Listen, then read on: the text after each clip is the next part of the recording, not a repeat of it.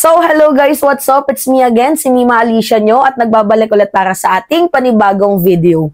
So, talaga nga namang karma is automatic. Kahit na sinong tao talaga, mga minamahal, pag nakagawa ng mali, ay mabilis po yung karma. Medyo hindi man na agad-agad, pero at least nararamdaman mo eh. Talagang nandoon yung yung paglapit sa'yo ni karma. Yan po yung nangyari dito kay kay Bato de la Rosa. Alam nyo, tawang-tawa ako dito kay Bato no? Ginamit niya yung kanyang kapangyarihan para mag-push ng resolusyon, para linisin yung kanyang pangalan, pero hindi niya man lang inisip, hindi pumasok sa utok-utok niya kung ano yung pwedeng sabihin ni Digong.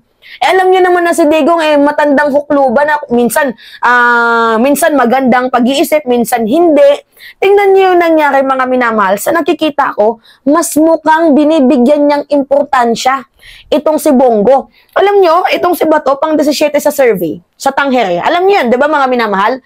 Sunod nga sa kanya si Willie Rebillame.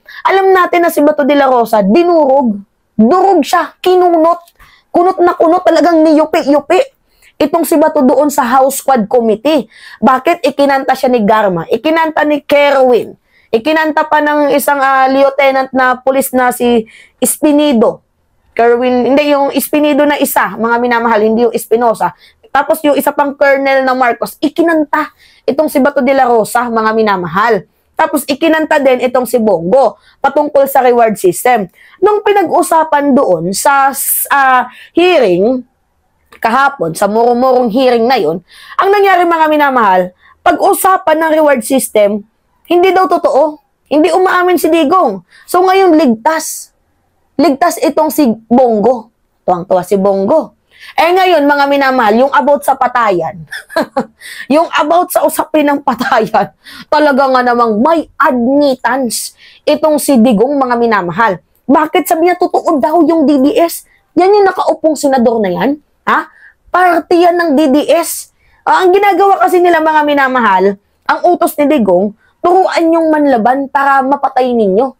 Which is, malay pa din yun. Kasi kayo yung nag-trigger para matigibong-bom yung taong yan. Bakit daw? Sabi ni Digong, gastos lang yan sa gobyerno. Gastos lang yan sa gobyerno.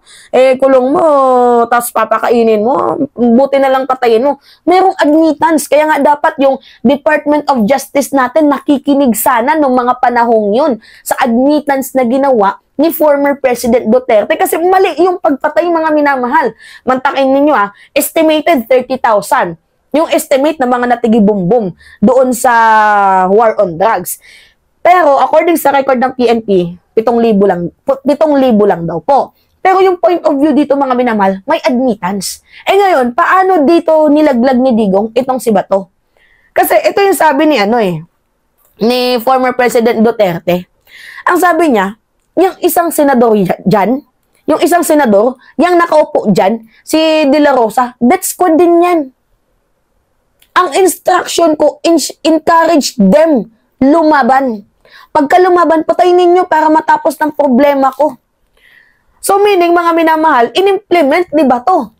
Kasi pinag-utos ni Digong. So, nako. Yung purpose ni Bato na linisin, i-clear ang kanyang pangalan, mukhang hindi ata nangyari. Hindi naging successful. Gets nyo, mga minamahal? Hindi nagawa yung purpose. Hindi nangyari yung yung gusto ni Bato. Imbes na malinis, nilugmok pa ni Digong. Paano ka na sa survey mo, Bato de la Rosa? Kaya nga sabi ko sa inyo, pag-isipan ng mabuti, think it 100 times bago mo gawin. Diba ako ngayon, nilaglag ka. Ano na yung gagawin mo? Paano na yung politika mo? Well, buti na lang. At na-i-reveal yung totoo dito, mga minamahal. Diba? So, alam naman natin na itong si Bato de la Rosa, takot din to sa ICC. Pero we all know naman, mga minamahal, na yung purpose dyan ni Digong is kasuhan siya sa Pilipinas. Yan naman talaga yung purpose dyan para hindi siya dalhin doon sa ICC. Kanina ko pa sinasabi yan sa inyo. May purpose yan, yung pag-amin ni former President Duterte, yung about sa death squad din, may purpose yan. Abogado yan si Digong. We all know na chess master yan, frustrated nga lang. Alam natin na lumalaro sa apoy itong si Digong. Kunyari, may malasakit sa mga kapulisan. Pero yung totoo dyan, mga minamahal, gusto niya kasuhan siya sa Pilipinas para hindi na siya dalhin doon sa ICC. Kasi yung ICC, last court of last resort na yan. Last court of last resort. So ngayon, gusto mangyari ni Digong, syempre, dito niya ata gusto sa Pilipinas makulong, ayaw niya doon sa The Netherlands, sa The Hague, gusto niya, dito na lang siya kasuhan. Yan yung analyze natin, mga minamahal, yan yung basa ko. Hindi naman bobo ang Pilipino. Kaya kayo, magising kayo sa katotohanan. Mga minamahal, gisingin nyo yung mga natutulog nyong isip, diba, sa totoong politika. Kung nilalaro ni Digong ang Senado, laruin nyo din. 'Di ba? Kaya patalasan lang 'to sa pag-iisip. Patalasan ng tawag dito ng point of view. Hindi pwede na sinabi niya magsasaya na tayo ganon dahil may admittance makukulong. Hindi, mga minamahal. Hindi pa tayo ngayon magsasaya. Dahil ang mangyayari dito, makukulong siya sa Pilipinas. Gusto niya sa Pilipinas, mas maganda doon sa The Hague Doon sa The Netherlands. Mas maganda doon para mas malayo siya sa pamilya niya. So ngayon, yung ano din natin dito kay Bato de la Rosa, yung concern natin dito, alam naman ni Bato na tatakbo siya. Alam ni Digong na tatakbo itong si Bato de la Rosa Bakit hindi man lang pinagbigyan sana ni Digong na manahimik muna, na i-clear yung pangalan ni Bato? Ang nangyari, mga minamahal, walang clearing na nangyari doon Ang nangyari doon, admittance. Yun yung nakita ko, mga minamahal, admittance. Diba? Nag-admit si Digong na meron silang pinatay. Dinamay itong si Bato. Kaya minsan naawa ko dito kay Bato de la Rosa, no? Yan pa naman yung iniingatan ni Bato. Lagi niyang tinatanggi, hindi totoo yung death squad. Hindi totoo yung patayan na yan. Totoong may war on drugs. Pero in-implement namin ng maayos yan. Yan yung totoo. Diba yan yung sabi ni Bato? Lagi niyang dinidinayan yung DDS yan. Ang DDS, totoo yung DDS na yan.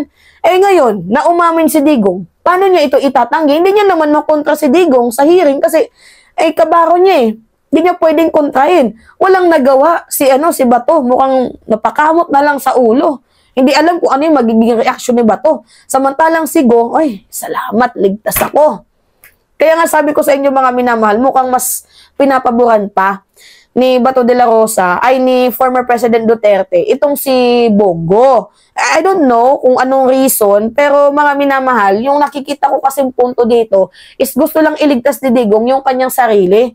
Kaya nga sabi ko, wag kang magpakatanga, wag kang magpakatuta dyan. Bato de la Rosa, wag kang magpakatuta dyan kay Duterte. Sabi pa nga ni Duterte noon, matanda na ako. Malapit na akong mamatay. Wala na daw siyang pakialam kung makulong siya. Ikaw, bata ka pa Bata ka pa. Huwag kang masyadong magpakamartir sa matandang hukluban na yan. Hindi ko naman sa sinasabing iligtas mo yung sarili mo, pero magsabi ka na lang ng totoo.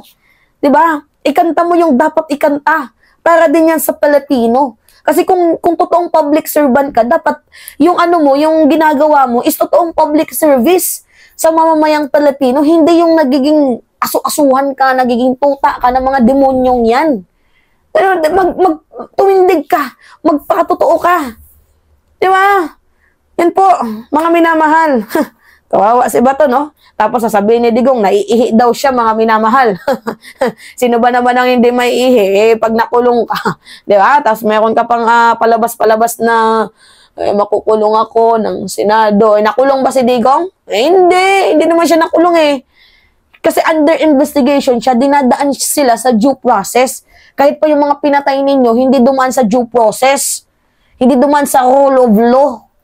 Kaya, yan ang hirap sa atin Sabi niyo, mahal niyo yung Pilipino, change is coming. Mukhang na-scam yung change na tinutukoy ninyo. Ay, stress ako. Anyway, mga minamahal, yan po. It's me again, si Mima Alicia nyo, at nagbabalik ulit para sa ating panibagong vlogs. Bye-bye, mga kababayan.